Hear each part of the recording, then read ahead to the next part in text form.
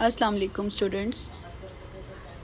आज इस वीडियो में हम इम्पॉर्टेंट न्यूमेरिकल्स जो क्लास 9th फ़िज़िक्स है उसको कवर करेंगे। SLO based numerical class 9th physics. अगर हम चैप्टर 1 से देखते हैं, your hair grow at the rate of 1 mm per day, find their growth rate in nanometre per second. यहाँ पे आपने इसकी यूनिट की कन्वर्जन करनी है, आपने नैनोमीटर में इसको कन्वर्ट करना है और आंसर लिखना है। A screw gauge has 50 division on its circular scale. The pitch of the screw gauge is 0.5 mm. What is its least count? बहुत सिंपल न्यूमेरिकल है, इसमें सब वैल्यूज़ आपको गिवन है। Just you have to put the formula of the least count and आपने value उसमें डालनी है और आपका आंसर आ जाएगा। इससे रिलेटेड और भी वैल्यू चेंज करके क्वेश्चन आ सकता है, सब में आपने लीस्ट काउंट का फार्मूला ही पुट करना है। A chocolate wrapper is 6.7 cm long and 5.4 cm wide. Calculate its area. अब ये क्वेश्चन बड़ा इंपॉर्टेंट है बहुत सिंपल। इसमें आपने जस्ट एरिया कैलकुलेट करना है लेंथ इनटू विड्थ लगाकर, दोनों को मल्टीप्लाई करके, लेकिन आपने आंसर जो है वो सिग्निफिकेंट फिगर्स में देना है। What is the least count of vernier calliper? इसमें भी आपने वर्नियर कैलिपर का लीस्ट काउंट फाइंड करना है, जबकि आपको मेन स्केल की रीडिंग और वर्नियर स्केल की रीडिंग गिवन है। How many kilometres are there in 25 micrometres? ये भी कन्वर्जन है। Estimate your age in seconds, minutes and hours. ये बहुत इंपॉर्टेंट न्यूमेरिकल है। इसमें आपने अपनी एज को सेकंड्स में या मिनट्स में या आवर्स में, डे एंड सो किसी में भी कन्वर्ट करना होता है, या फिर आपको नैनो सेकंड्स या माइक्रो कोई भी प्रीफिक्स भी दे दिया जाता है, उसमें आपने शो करना है। नेक्स्ट हमारा चैप्टर 2 से अगर हम देखते हैं, A car has a velocity of 10 meter per second. It accelerates at 0.2 meter per second square for half minute. Find the distance traveled during this time and the final velocity of the car.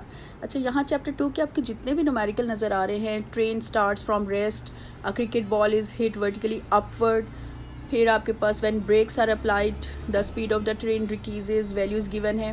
ये जितने भी numericals हैं, इसमें आपके पास equation जो हैं, equation of motion, वो apply होंगी। जहाँ रेस्ट है वहाँ पे आपने अपनी इनिशियल वेलोसिटी जो है उसको ज़ीरो ले लेना है। कहीं पे आप VF जहाँ पे फाइनल आ रहा है उसको आपने ज़ीरो ले लेना है और अपनी इक्वेशंस पुट करके अपने कैलकुलेशन कर लेनी है। अगेन एंड अगेन इसकी प्रैक्टिस करते रहेंगे तो ये न्यूमेरिकल्स आपके लिए बहुत इजी हो जाएंगे। दूसरा, आपको ये पता है कि फेडरल बोर्ड में लास्ट में आपको फार्मूलाज पेपर के एंड में गिवन होते हैं। You have to choose the right one और आपने अपना न्यूमेरिकल सॉल्व कर लेना है। नेक्स्ट अगर हम देखते हैं कि इसमें कुछ ब्रैकेट में हमें दिया जाता है, जैसे अगर आप न्यूमेरिकल नंबर 4 यहाँ पे देखें तो लिखा हुआ है assuming the retardation to be constant. अब यहाँ पे क्योंकि ब्रेक्स आर अप्लाइड तो डिक्रीज़ हो रही है एक्सेलरेशन, तो ये रिटार्डेशन है, तो यहाँ पे हमारी वैल्यू जो है वो रिटार्डेशन की तरफ जाती है, नेगेटिव वैल्यू की तरफ जाती है, लेकिन क्योंकि हमने इसको कांस्टेंट लेना है तो हम इसको सॉल्व कर सकते हैं। चैप्टर 3 हमारे पास है, how much force is needed to prevent the body of mass 10 kg from falling. अब यहाँ पे हमने फोर्स फाइंड करनी है। हमारे पास मैस भी है, it's very simple, F is equal to ma। आप फार्मूला अप्लाई कर सकते हैं, या आपने देखना है कि इसमें कौन सा फार्मूला जो है वो अप्लाई हो रहा है। फोर्स का फार्मूला अप्लाई हो रहा है, कहीं पे एक्सेलरेशन आपने फाइंड करना है, कहीं पे मैस आपने फाइंड करना है। कई जगह पे आप ये देखेंगे कि टेंशन के हमारे पास न्यूमेरिकल इस चैप्टर में गिवन होंगे, जहाँ पे 2 मैसेज होंगे, M1 M2, तो वहाँ पर आपने टेंशन फाइंड करनी होगी। फिर एक बड़ा इंपॉर्टेंट न्यूमेरिकल है यहाँ पे, robotic car 15 kg moving with 25 metre per second, brakes are applied.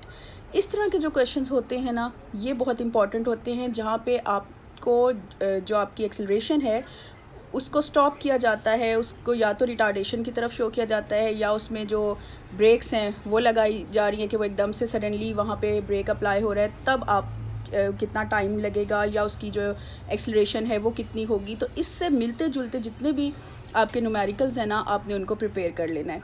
ये जो मैंने न्यूमेरिकल्स आपको यहाँ पे दिखाए हैं, जो मैंने पिक किए हैं आपकी पूरी जो टेक्स्ट बुक है, इससे रिलेटेड, इससे मिलते जुलते जितने भी क्वेश्चन आपके टेक्स्ट बुक में, आपने वो सब प्रिपेयर कर लेना है। ये एक सैम्पल है कि इस टाइप के क्वेश्चन जो है वो SLO बेस्ड आपके पेपर में आ सकते हैं। अगेन इसकी प्रैक्टिस करते रहेंगे, फार्मूलाज याद करेंगे, तो ये आपके लिए बहुत सिंपल हो जाएगा।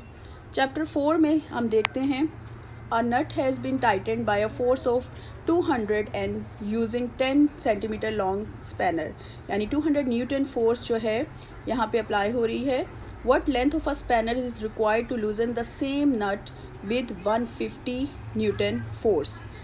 अब यहाँ पे जो हमारे पास फोर्स है वो गिवन है और हमने लेंथ ऑफ द स्पैनर जो है वो फाइंड करनी है। 70 Newton force is acting on a body at 60 degree. Angle हमारे पास आ गया, यानी मैग्नीट्यूड ऑफ कंपोनेंट्स यहाँ पे हमें फाइंड करने हैं। अब यहाँ पे कंपोनेंट्स के लिए हम जो फार्मूला यूज़ करते हैं वो हमें यहाँ पे यूज़ करना है। X and Y component of force vector F are 3 Newton and 4 Newton respectively. Find the magnitude and direction. अब यहाँ पे magnitude and direction जो है उसको हमें find करना है। और लास्ट में जो हमारे पास एक न्यूमेरिकल है थीटा गिवन है हमारे पास 45 डिग्री, यानी एंगल हमें दिया गया है और fx भी दिया गया है, फाइंड f। तो यहाँ पे भी हम फार्मूला अप्लाई करेंगे f cos थीटा वाला और हमारे पास जो है वो हम फाइंड कर लेंगे क्योंकि हमारे पास थीटा की वैल्यू यहाँ पे गिवन है। ये कुछ बेसिक हैं जो आपने किए हुए हैं, पूरा साल इनकी प्रैक्टिस की है, इनको आपने बार बार देखा है, इनके फार्मूलाज को आपने लर्न किया है। फिर भी अगर इसको सॉल्व करते हुए कोई किसी किस्म की क्यूरी है, कोई प्रॉब्लम है तो आप कमेंट कर सकते हैं, मैं आपको उसका रिप्लाई कर दूंगी। कोई फार्मूला आप पूछना चाहते हैं मैं वो आपको बता दूंगी। Thank you for watching. Subscribe ज़रूर कर लें, लाइक कर लें और बेल आइकन को प्रेस कर लें।